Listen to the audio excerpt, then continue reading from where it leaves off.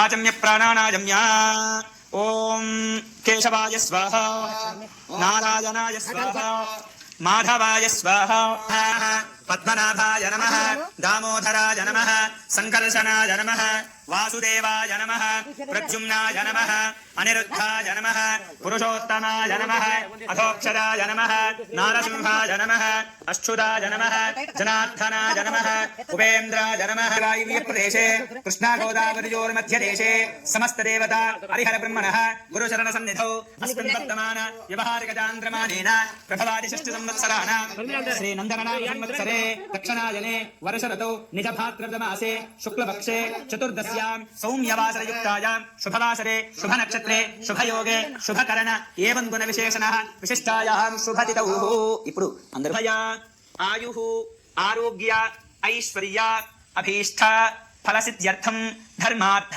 काममोक्ष चतुर्विध फल पुरुषार्थ सिद्ध्यर्थं विद्या उद्योग व्यापार अधिकार आरोग्यता विवाह सत्संतान सौभाग्यता फलसिद्ध्यर्थं श्री वरसिद्धि विनायक देवता अनुग्रह వదిలివేసేటటువంటి ప్రయత్నం చేయండి.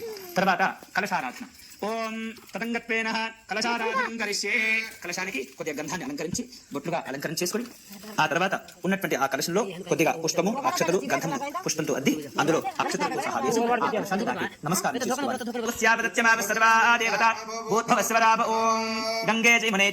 నీరును కలియ త్రిప్పాలి. ఎందుకంటే ఈ కలశంలో ఉన్నటువంటి నీరును పవిత్రమైనటువంటి గంగా నదీ జలాలతోను కృష్ణా నదీ జలాలతోను ఏవైతే మనము ఆ కలియ త్రిప్పిన తర్వాత ఆ జలాన్ని మనం ఏదైతే పూజా సామగ్రి ఏదైతే మనం పసుపుతో చేసినటువంటి గణపతి ఉంటుందో ఆ గణపతి వారిని ప్రాణప్రతిష్ఠాపన చేసేటటువంటి అసునే దేవనస్మాచక్షుః పునః ప్రాణామిహనో దేహిభోగం జోక్పస్యేం సూర్యమస్తందమనమనమృజాదర్శానిత్యపుష్టాంగలేశనే ఈశ్వరీగుం సర్వభూతానాంతామివోపక్వయే శ్రీ మహాగణాధి దేవతాయ నమః ధారయామి అదః పుష్పాణి పూజయామి.